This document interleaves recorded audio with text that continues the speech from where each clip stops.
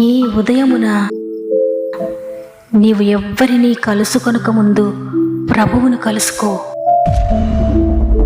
నీవు ఎవ్వరినీ చూడకముందు ప్రభువును చూడు. నీవు ఎవ్వరితో మాట్లాడకముందు ప్రభువుతో మాట్లాడు.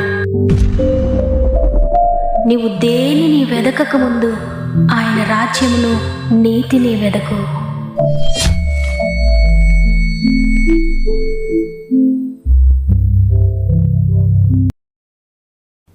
Praise the lord.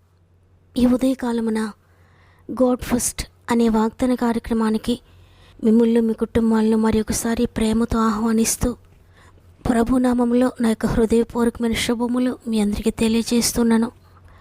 ఈ నూతన ఉదయాన ప్రియ దేవుని బిడ్డలారా, మీరందరూ ఎలా ఉన్నారు? బాగున్నారు కదా?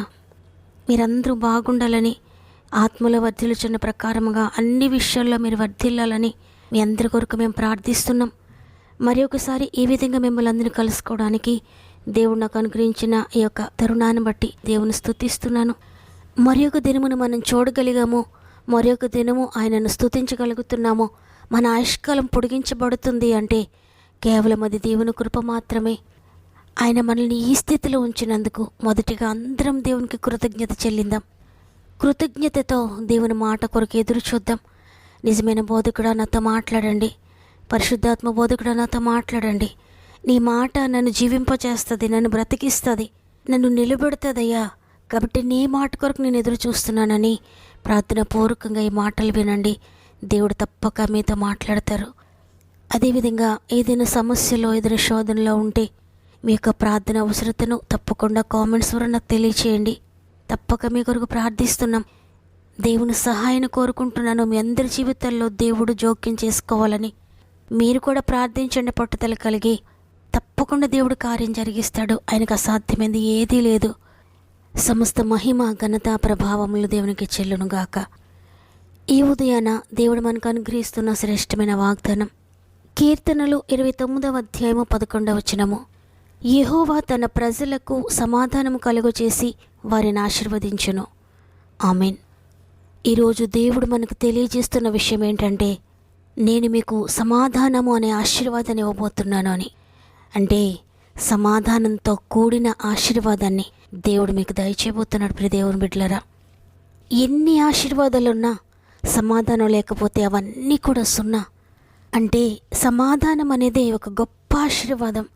నీ జీవితంలో ఒకవేళ సమాధానం లేకపోయినట్లయితే ఇంతవరకు ఈరోజు దేవుడు నిన్ను సమాధానంతో ఆశీర్వదించబోతున్నాడు. ఈ లోకంలో ఏవేవో ఆశీర్వాదాల కొరకు నువ్వు ఒకవేళ ప్రయత్నిస్తూ ఉన్నావేమో. తండ్రి, నాకు ఆశీర్వాదం కావాలి, అది కావాలి, ఇది కావాలని అనేకమైన వాటి కొరకు నువ్వు అడుగుతున్నావేమో. అయితే సమాధానకర్త అయిన దేవుడు నీకు తోడుగా ఉండాలని నీవు అడిగితే నీ జీవితంలో సమాధానం వస్తుంది. సమాధానంతో పాటు నీకు కావలసినవన్నీ కూడా ఆయనతో పాటు నీకు తీసుకొస్తాడు. ఆయన నీ గృహంలో అడుగుపెట్టాడంటే ఆయన వట్టి చేతులతో రాడు. ఆయనతో పాటు ఆయన దూతలను తీసుకువస్తాడు. ఆయనతో పాటు సమాధానాన్ని, శాంతిని, నెమ్మదిని, ఆయనతో పాటు ఆరోగ్యాన్ని, ఆయనతో పాటు నిత్య జీవాన్ని మీకు ఇవ్వడానికి ఆయన సిద్ధంగా ఉన్నాడు. చూడండి, యెషయా గ్రంథము 9వ అధ్యాయం 6వ వచనంలో సమాధానకర్తయగు అధిపతి అని ఆయనను గురించి వ్రాయబడి ఉంది. అందువల్ల నీవెక్కడ సమాధానాన్ని కోల్పోయావో, ఏ విషయంలో నెమ్మది కోల్పోయావో, దేనిని గురించి అశాంతితో నలిగిపోతున్నావో, ఎవరి మాటల ద్వారా నీ గుండె పగిలిపోయినట్లుగా ఉందో, ఏ బాధతో ఈరోజు మీరున్నారో నాకు తెలియదు, కానీ సమాధానకర్త అయిన దేవుడు ఈరోజు నీ గృహంలో అడుగుపెట్టబోతున్నాడు. ఆయన సమాధానాన్ని నీకు ఇవ్వబోతున్నాడు, నీ కుటుంబానికి ఇవ్వబోతున్నాడు, నీ బిడ్డలకి ఇవ్వబోతున్నాడు. ఆత్మీయంగా మీరు సమాధానాన్ని కోల్పోయారా? పాపములు పడిపోయారా? నిర్జీవంగా ఉన్నారా? బాధతో ఉన్నారా? ఎందుకు నా జీవితాన్ని ఈ విధంగా పాడు చేసుకున్నాను? ఏంటి నా బ్రతికిలా అయిపోయింది? ఏంటి నేను దేవునికి దూరం అయిపోయాను? ఈ పాపం చేత నేను నడిపించబడుతున్నాను. ఈ క్షణికమైన పరిస్థితులతోటి నేను నలిగిపోతున్నాను. ఇంతవరకు వీటిని నేను కోరుకుంటూ ఉన్నాను. నన్ను ఎవరు విడిపిస్తారో? నా జీవితంలో మార్పు కలుగుతుందా? ఈ అశాంతి నుండి నన్ను ఎవరన్నా విడిపిస్తారా? ఈ గిల్ట్ నన్ను తినేస్తుంది. నన్ను ఎవరు విడిపిస్తారని ఉదయాన్నే ఓ బాధతో ఉన్నావేమో. ఇంత మాత్రం భయపడొద్దు ప్రియ చెల్లి, ప్రియ తమ్ముడు. సమాధానకర్తయగు దేవుడు నీతో మాట్లాడుతున్నారు. నీకు సమాధానం కలుగు చేస్తాను, నీకు నెమ్మదినిస్తాను, నీ ప్రతి పాపం నుండి నేను విడిపిస్తాను, నీ గిల్ట్ నుండి నేను విడిపిస్తాను. క్షణికమైన పరిస్థితుల్లో నువ్వు పడిపోయావేమో, అయినా భయపడద్దు. నేను తప్పక తిరిగి నీకు సమాధానం ఇస్తాను, తిరిగి నీకు నెమ్మదినిస్తాను.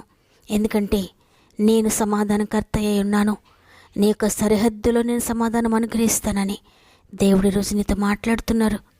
కాబట్టి ప్రియ దేవుని బిడ్డలారా, నీవు తన ప్రజగా ఉంటే, నీవు ఆయన బిడ్డగా, ఆయన కుమార్తెగా, ఆయన కుమారుడుగా ఉంటే చాలు, నీకు ఆయన సమాధానాన్ని ఇస్తాడు. ఈరోజు ఈ మాటలు వింటున్న ప్రియ సహోదరి, ప్రియ సహోదరుడా, నీ యొక్క ఆరోగ్యాన్ని కోల్పోయి నువ్వు సమాధానాన్ని కోల్పోయావా? ఆర్థిక బంధకాలను బట్టి సమాధానాన్ని కోల్పోయారా? అప్పు బాధలను బట్టి శాంతిని కోల్పోయి, నెమ్మదిని కోల్పోయి ఉన్నారా? నా వారు అనుకుంటున్న వారు నేను విడిచిపెట్టినప్పుడు నాకు ఇక ఎవ్వరూ లేరు, నేను ఎందుకు ఇంకా బ్రతకడం అన్నట్లుగా సమాధానాన్ని కోల్పోయి, నెమ్మదిని కోల్పోయి, అందరూ నన్ను మోసం చేశారు, అందరూ నన్ను విడిచిపెట్టారు, నేను నమ్మిన వారే నాకు ద్రోహం చేశారని ఎంతగానో కుమిలిపోతూ ఉన్నారా? నిందలను బట్టి, అవమానాలను బట్టి మానసికంగా కృంగిపోయారా? నిన్ను కృంగదీసిన ప్రతి పరిస్థితి నుండి దేవుడు విడిపిస్తాడు.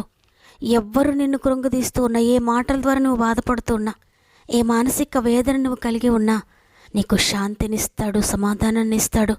మానసికంగా నీవు బలపడమే కాకుండా నీ ద్వారా అనేక మంది బలపడేటట్లుగా, అనేక మందిని నువ్వు ఓదార్చేటట్లుగా నిన్ను నిలబెడతాడు. ఉద్యోగ సమస్యలను బట్టి సమాధానాన్ని కోల్పోయారా? అనేక సంవత్సరాలుగా ఉద్యోగం కొరకు ఎదురు చూస్తూ ఏమాత్రం లాభం లేక నా బ్రతికి ఇలా అయిపోయింది ఏంటని సమాధానాన్ని కోల్పోయి ఉన్నారా?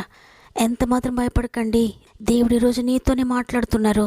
నీకు సమాధానాన్ని అనుగ్రహించి నిన్ను ఆశీర్వదిస్తాడు దేవుడు. ఒకవేళ అనేక సంవత్సరాలుగా గర్భఫలం కొరకు ఎదురు చూస్తూ అందరి మాటలను బట్టి, నిందలను బట్టి భరించలేక భయంకరమైన అశాంతితో, కన్నీటితో, అసమాధానంతో, వేదనతో ఉన్నవా ప్రియ చెల్లి? నీకు సమాధానం కలుగు చేసి నిన్ను ఆశీర్వదించబోతున్నాడు గర్భఫలంతో. నీవు నమ్మితే తప్పక దేవుడిని గర్భం తెరవబోతున్నాడు. విశ్వాసంతో యాకోబు వలె ప్రభు సన్నిధిలో మొరపెట్టు, దేవుడు అద్భుతం చేయబోతున్నాడు. ఒకవేళ ఈ లోకంలో అన్నీ కలిగి ఉండి, నాకు ధనం ఉంది, ఐశ్వర్యం ఉంది, ఉద్యోగం ఉంది, వ్యాపారం చక్కగా ఉంది, ఏ లోటు లేదు, సమస్తం కలిగి ఉన్నాను, కానీ నా హృదయంలో నెమ్మది లేదు, నా అంతరంగము ఘోషిస్తూ ఉంది, బాధతో నేను నలిగిపోతున్నాను, నా గుండె బరువుతో ఉన్నాను, నేను సమాధానం కొరకు, శాంతి కొరకు నేను ఎక్కడెక్కడో తిరుగుతున్నాను, ఎక్కడెక్కడో వెతుకుతున్నాను, కానీ ఈ లోకంలో ఎక్కడ నాకు శాంతి దొరకలేదు, ఎక్కడ నేను నెమ్మది పొందలేదు, ఎక్కడ నాకు సమాధానం దొరకలేదని ఈరోజు దిగులుతో ఈ మాటలు వింటున్నారా? ఈరోజు దేవుడు నీకు సమాధానం ఇస్తానని వాగ్దానం చేస్తున్నారు. మాట ఇచ్చిన దేవుడు ఎప్పటికీ కూడా మాటని మర్చిపోడు. ఆయన మాట తప్పనివాడు, పలికి బొంకనివాడు. ఆయన ఏదైతే మాట్లాడారో, ఏదైతే నీకు వాగ్దానం చేశారో దానిని నీ జీవితంలో నెరవేర్చేంత వరకు ఆయన పనిచేస్తాడు. ఆ కార్యమును నీ జీవితంలో నెరవేర్చి తీరుతాడు. కాబట్టి ఈరోజు ఈ మాటలు వింటున్న ప్రియ దేవుని బిడ్డలారా, మీరు దేనిని గూర్చి దిగులుతో, భయముతో, బెంగతో సమాధానం లేకుండా ఉన్నారో, అది వివాహాన్ని గూర్చైనా, ఉద్యోగ విషయంలోనైనా, చదువుని గూర్చైనా, ఎగ్జామ్స్ని గురించైనా, ఆత్మీయ విషయాలైనా, శారీరక విషయాలైనా, ప్రతి దానిలో దేవుడు సమాధానం ఇవ్వబోతున్నాడు. దేవుని వాగ్దానాన్ని గట్టిగా పట్టుకోండి. నీకు బదులుంటానంటారు కానీ విడిచిపెట్టి వెళ్ళిపోతారు. ఈ లోకంలో దేని ద్వారా నీకు సంతోషం లేదు, సమాధానం లేదు, ఏది నీకు నిత్యమైన సమాధానాన్ని దయచేయలేదు. అన్ని క్షణికమైన సంతోషాన్ని, సమాధానాన్ని నీకు ఇస్తాయి. కాబట్టి నిత్య సమాధానం కొరకు, నిత్య సంతోషం కొరకు మనందరం ప్రభువుని వేడుకుందాం. 3 నాళ్ళ ముచ్చటే మనిషి జీవితం, మురిపమిచ్చు మమతలు ఎండమావులే, ఎంత వాడివైనా అందమున్నా, ఏ చందమున్నా, ఎంత వాడివైనా అందమున్నా, ఏ చందమున్నా, ఎవరు రారు నీతో మరణ దినమున ఈ భువిని వీడినా. క్షణికమైన తృప్తికై పరుగు తీయకు, మోసగించు మోజుపై భ్రమలు చూపకు. క్షణికమైన తృప్తికై పరుగు తీయకు, మోసగించు మోజుపై భ్రమలు చూపకు. బదులుంటా నీతోనని నమ్మబలికినా, బరువొస్తే పరులు వారు ప్రియులు కారురా. బదులుంటా నీతోనని బలికిన బరువొస్తే పరులు వారు ప్రియులు కారురా. స్వార్థమైన ప్రేమలే ఈ ప్రేమలు, ఈ మనిషి ప్రేమలు. స్వార్థమైన ప్రేమలే ఈ ప్రేమలు, ఈ మనిషి ప్రేమలు. ఎవరు రారు నీతో మరణ దినమున ఈ భూమిని వీడినా.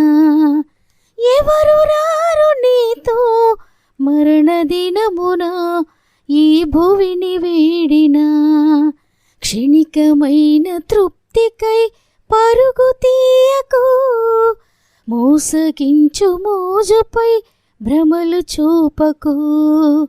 క్షణికమైన తృప్తికై పరుగు తీయకు, మోసగించు మోజుపై భ్రమలు చూపకు.